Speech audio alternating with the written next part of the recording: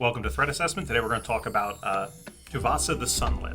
Now I'm going to be honest, it's not the best Merfolk commander, but I couldn't decide on blue-green or blue-white, so I went blue-green-white, right? So we'll start there.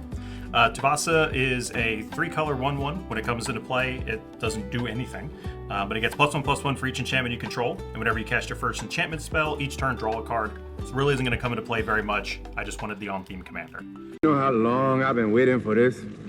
Woo, I'm about to make a name for myself here. I'm mostly a mono blue deck, so there's not a ton of lands or ramp in there, but I did play your classic Soul Rain, Arcane Signet, and I had a 99 card deck, so my 100 slot, I just put in a Growth Spiral, draw a card, put an extra land into play. We're not really concerned with ramping because the deck's average cost is around 3 mana, so once I get around 3 to 5 mana, I'm usually pretty good to play a spell and then interact with the board as I need to. You sure about that? You sure about that? You sure about that? The interaction part, though, it is a little bit larger, so we got a couple things to go over here. The first two I'll show you here is kind of my anti-interaction, which is Kapala, Warden of Waves. It says spell your opponent's cast to target a Merfolk costs 2 more. Activated abilities that target your Merfolk also cost 2 more. And then Kira the Great Glass Spinner, the first time a creature you have each turn is targeted by a spell or ability, it's countered, okay? So I want you to leave my stuff alone, okay? So those are very important keys in these decks. Afterwards, we're going to have some kind of general sweepers and things that inhibit the whole board. The first one we'll talk about is a fun one. It's an interaction I haven't been able to play, and it's the only real fun interaction I have with Tuvasa, and it's Asinine Antics. When you cast this, you can do it at instant speed or sorcery speed. It puts a 1/1 cursed roll enchantment on every creature your opponents control, but you control the enchantment. So Tuvasa can go from being a 1/1 to a 20/20 very quick, depending on the board state. Okay?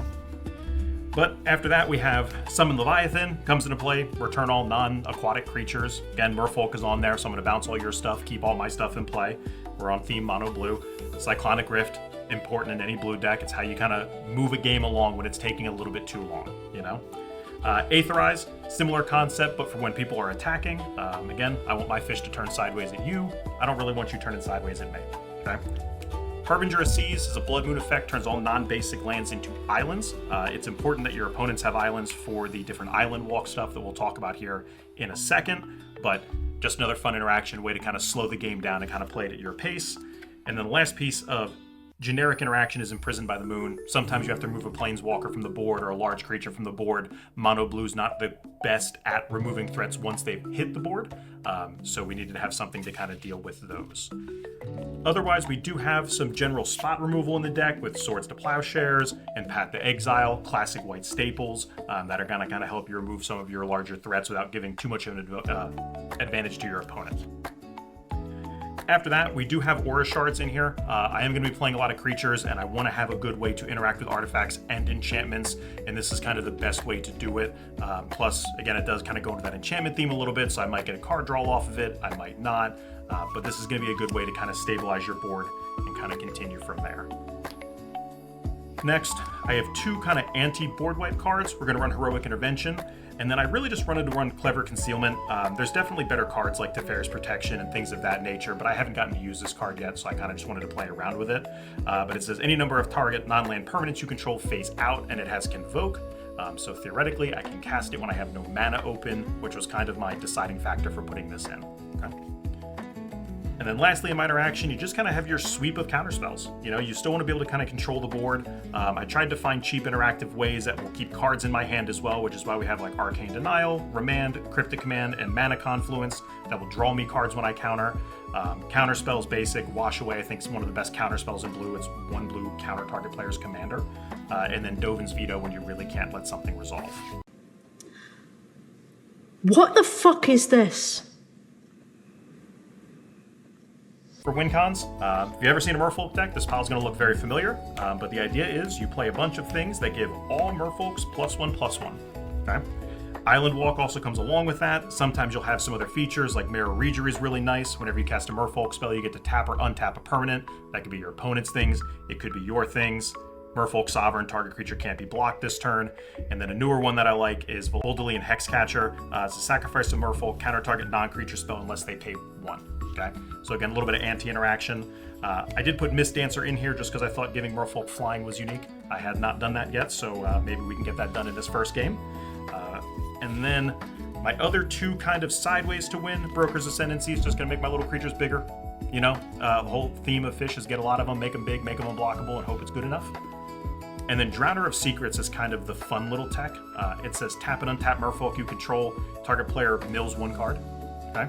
So I do have in the deck Marrow Commerce, which at the beginning of the end step, I'm going to untap all my creatures. So this way I can kind of tap 10, mill 10, untap my stuff, still have the blockers, and do the things that are needed. Woo! What's up with it, motherfucker? What's up, baby? Did you miss me? The last little part we're going to talk about here is kind of my fun cards, my flavored cards, things that I enjoy putting in these decks and things that are just kind of good. Herald's Horn is going to be a great draw engine to kind of keep the deck going. As you play a lot of cheap cards, you tend to find yourself with no cards left in hand, and blue doesn't want that. So we always want to be drawing more cards. Quicksilver Fountain is a personal favorite of mine. Beginning of each player's upkeep, that player puts a flood counter on a non-island they control. It becomes an island, not an island in addition to. So it's going to restrict mana a little bit. It's going to enable my island walk. It does have, if every land on the board is an island, you remove all the flood counters and you kind of reset the board state. It doesn't happen very often, though. Throne of the God Pharaoh is really nice with your Marrow Commerce and tap abilities, because beginning of my end step, each player is going to lose life equal number of tapped creatures I control, so I can put that on the stack and then I can untap them. So again, if I'm tapping 10 to mill 10, everyone's going to lose 10 life, untap my creatures, kind of move to the next phase. Aether Vial is a fun little way to cheat creatures out, especially again because I'm going to want to hold up as much interaction as possible. It's kind of a substitute for some of my ramp. Beginning of my upkeep, I'm going to put a counter on Aether Vial. You may put a counter on Aether Vial, and then you can tap it to put a creature card of that mana value into play for free. So instant speed interaction as well. And then the last two, this is just kind of cards I like to put in every blue deck because it's one of my favorite sets of interactions and just fun things. It's Sensei's Divining Top and Counterbalance.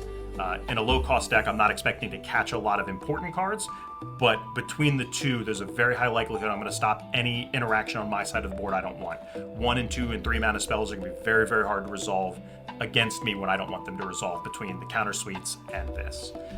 So that is my take on 3-color Merfolk, and if you want to see how well it goes, we'll have the game in the link below, and you can see there and root for me.